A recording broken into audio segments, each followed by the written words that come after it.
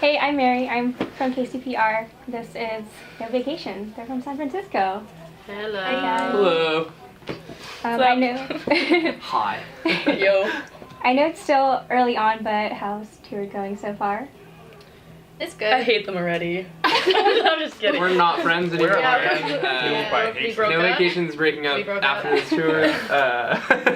We had a really, our first kind of like night together was in Olympia in a big hotel room. We just drove after Portland, just crashed and died, and it was awesome. Yeah, it was a real good bonding moment. We had to share beds. So Harrison and I, like, formed. I sleep with James. Yeah, Harrison and I are sleeping together. Yeah. That's on the record. Stop squish. Sorry, Stop sorry, We're all like sleeping that. together, just chilling. But yeah, I don't know if you ever had to do this in like a motel, but you build a wall of Jericho down the and then it's like, it's totally fine. We don't have space for the wall. We were three-way spooning with Sam in the middle. We're like, I think We've discovered that Matt makes dinosaur noises in the morning. Like it's too loud. Intentionally. They're not. It's not like she just wakes up and makes some noises. It's like they're there all the time. Yeah. But you also think those like let's not talk about my. But to tie it back to the question about tour, we're learning a lot about each other, for better or for worse. I know a lot better about or for For worse. better or for worse. positive. It's been For the positive. most part, I've been asleep. Sav can sleep. We found out for most of the day. She can sleep a good like 20 hours. Yeah, like And And be You're a awake cat. wake for a few shows, go back to sleep. I'm a cat. like the It's second true. she gets into the car, it's maybe like 5 minutes. Kind of just hibernates between shows. Yeah. Well, it sounds like great bonding time for all of you. Yeah. Right, well, thank you guys for stopping by on tour and joining us today. Yeah. Pure? Yeah, so I discovered It's like what you said. KCPR. I discovered No Vacation through a YouTube recommendation. And like a lot of people I know, I first heard Love Fool and Dream Girl on there, and basically everyone I know and I became familiar with No Vacation because of channels like David Dean Burkhart, The Lazy Lazy Me, and Majestic Casual. Maybe you're familiar with them, but if you're not, they're sort of like music curators of the internet. Yeah. Yeah. I mean, The those guys, tastemakers. like, to get our music on their channels, we have to, like, sign a contract with Majestic. Okay. And then, I don't know if I want to put that on there, but, like, but then, like, the David Dean guy, like, every time we have a new single coming up, he'll email us, like, a day or a week, couple weeks before. Be like, hey, like, can I get the first dibs on the YouTube? We're like, here you go. So, that's the secret. That's cool. I thought Yeah. he just like bootlegged. No, those channels are tight, man. My mom even knows Dean. She's like, that David Dean guy. I watched your music on that. And I'm like, cool. Oh. And he was the first guy that had, like, with YouTube, he first released, like, Beach Bummer with this, like, little music video. Yeah. And that was the most, I think, like, the most That's popular sick. video. Yeah. At the beach. Yeah. Yeah. But then it somehow got taken down, so. Shit. Things happen. Yeah. So yeah, channels like that have huge followings with thousands to even hundreds of let me start that over. Sorry. So Thousands to hundreds of thousands. these channels have huge followings with hundreds of thousands to even millions of subscribers that they're constantly sharing music that they discover online through their channels. But with that being said, I guess I would just like to know your thoughts on that. Like, do you guys think YouTube and social media in general help smaller bands like yourself gain more popularity and exposure? Yeah, I definitely think we got our start off the internet. When I first started the band, it was just like writing music and then decided to just put it on the internet, no expectations at all. And then it ended up that we ended up just like building it more and more because we just wanted to play live shows. And so that's when Nat and Marissa and Harrison and eventually James became a part of the band. It's kind of like the whole trend of like SoundCloud rap, but with Love indie SoundCloud. bands. Yeah. SoundCloud rap. So it's like that kind of idea. It's really like it just makes it more accessible for smaller people to get into it. And like what helped us like the most is because we had like a big following online already. When we would want to play a show, it'd be like, hey, we want to play in like San Francisco, or like any venues, like we have no idea who you are. We just send them a link. They're like, holy crap, you have like 60,000 plays already, and you released this like a month ago, and we're like, and so they're like, okay, just because you have a lot of plays, like they'll you know, give us a shot, and then that's kind of like how our like Get our foot in the door. yeah, like how we started just like playing live shows.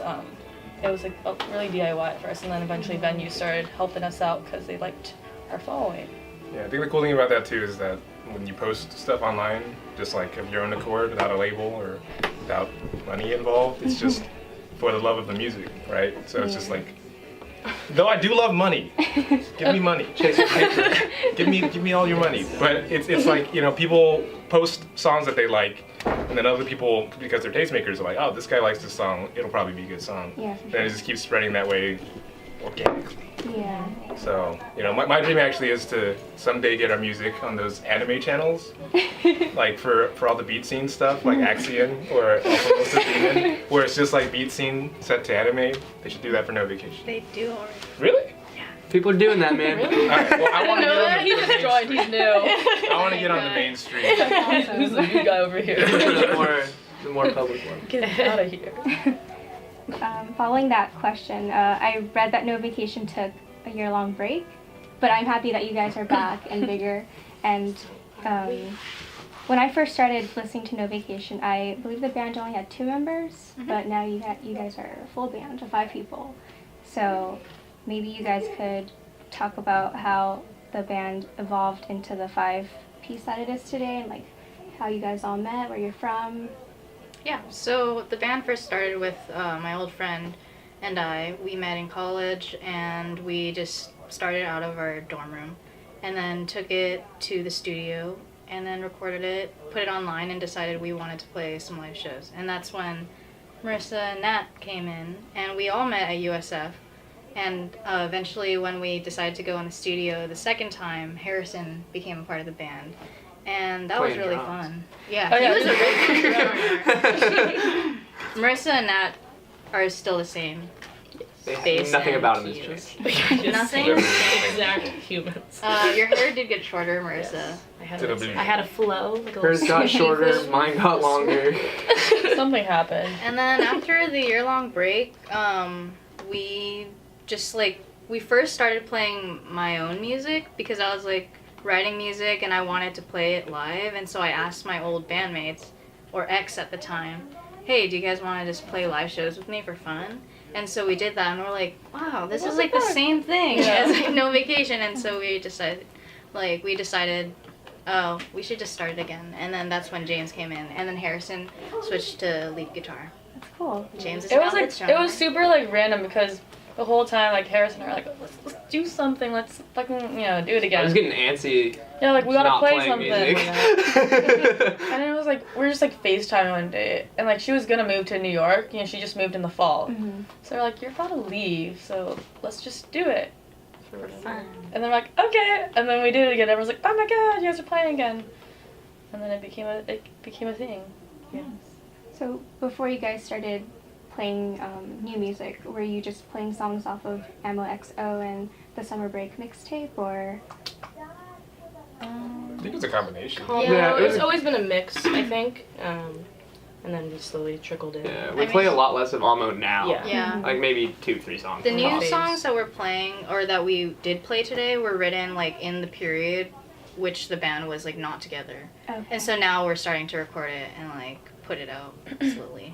And like a lot of things like Sab like started writing, except for one of the songs like Yam Yam.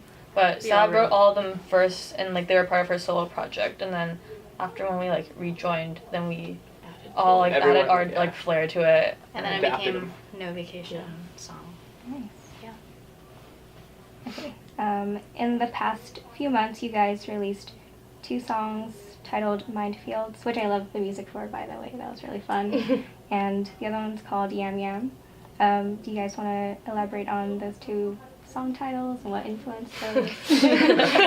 Yam Yam's got a funny story. Yeah. That was one of the first songs that we've done since the whole breakup thing, and what's different about it is that it's one that wasn't like a Sabrina song. We were just in my garage at the time, or Armando, her friend's garage, and we were just jamming, just playing some music, and we were like, oh wait, this sounds kind of cool. And How I did that one put a go? lead over it, and I was like, wait, this sounds Like cool. that. We should talk to these guys about that, and brought it to them. And so that's the first one that's actually been like the most collaborative, and the name's actually So you were jamming. was literally a placeholder of a name. And We're then just it like, we just can't think of anything. appeared. We'll just call it Yam Yam. Yam yam yam yam. There was some internal confusion too, because I thought it was Yan Yan. I thought it was I Yan. thought it was Yan Yan too, like the Yeah. Oh, it was Yan Yan, because like on our recording, when we recorded it, it's titled Yan Yan. I'm gonna disagree. Yeah. The thing that like when our engineer, when he sent us the files to it, it's titled Yan Yan. So that's a hero. So we're like, That makes sense. Yan Yan. And then we're like, we Sit like down Yan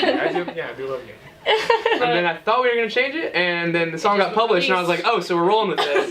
And then it was a yes. We just kept We it. have our shit together. But honestly, Can we cuss? love that song. Yeah. Love that song and love that title. We're like, we're gonna have to be really careful. Whatever. When mine feels called Yan Yan, I love that cookie. Mine feels used to be called Circles. When we were playing it with her solo project, and Harrison was on drums still. Yeah. That was a good time. But now we have a song called Full Circle. So we So can it's have all another confusing. song. Want too many circles. Too many circles going on in there. People might get confused Yeah. with too many circles. Circles. No corners. No edges. It's all circular. Mind Feels is dope too. Like I think that for me at least was the song that I had like the longest to think about and listen to. Oh, yeah. So I was actually just able to jam to it and come up with something tight. Funny thing, we weren't actually gonna record that song until sitting with- I was like playing that song like acoustically for my friend Adam, who's in the Blended Butchers at his house, and then I was playing and he was like, "That one's my favorite one," and then we're like, "Okay," and then we tried it out and we're like, "This could be good," and then we recorded it and it was. And that was our ended up being favorite. The first single. It's come a long way from the demo Yeah. that we first heard, but it's gotten, in my opinion, just fucking awesome. So I love it. Do you guys think this transition into a bigger band has influenced like a new sound of the band or anything? I Sure. think, well, we've been like a bigger band, or like we've been like a 5-piece since summer break. But I feel like for a while it was just playing Yeah. what existed. Yeah, there's a big difference from the Yeah. Almo EXO live stuff to then switching to the summer break stuff, because that was, we had no electric drums. We had actually 5 people, not 2 people in the studio. So it was like definitely a more collaborative process, and definitely the sound's going to change a little bit. But I like the progression a lot. I think it's going in a direction that suits us. Nice. Yeah, so with the talk of all these new songs, can we expect a new album in the next few months or within the year? Maybe. Are you Yeah. still recording? We just finished. We just recording. finished We just recording. finished our the album that's gonna come out this year, sometime this year. Just not sure when. Sometime. All right. Mixtape We'll let EP you guys, thing. like, anticipate. Yes, third album. The Saturn album EP Not an mixtape. album. Part one Mixtape. of 2. Yes. Yeah. Yes. So It's going to be a 2-parter. Yeah. so there's 2 mixtapes. One's done. Don't know when it's coming out. Still needs to be mixed and mastered and go through the whole process. Still need to make the artwork too. And artwork, yeah. Yeah. It's a process. So it's not ready, but The music. Will be it's coming out We've whenever it's tracked ready. stuff. But It's a, Well, I'm looking forward to it. And I think that's all I have for you guys today. Thank you guys again for stopping by KCPR. yeah, thank you. Having us. KCPR. Where's your pillow there?